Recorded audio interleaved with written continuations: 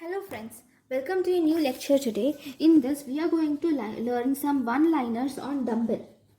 Okay, what are the things which you see in dumbbell?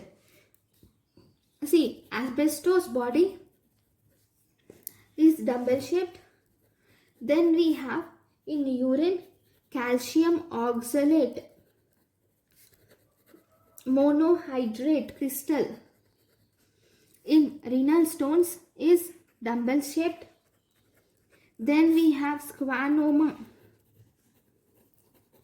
of spinal cord is dumbbell shaped.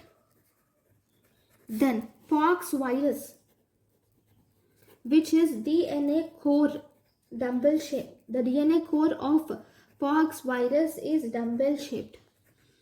Okay, so these are the things which are dumbbell shaped. Thank you guys for watching my lecture. Thank you.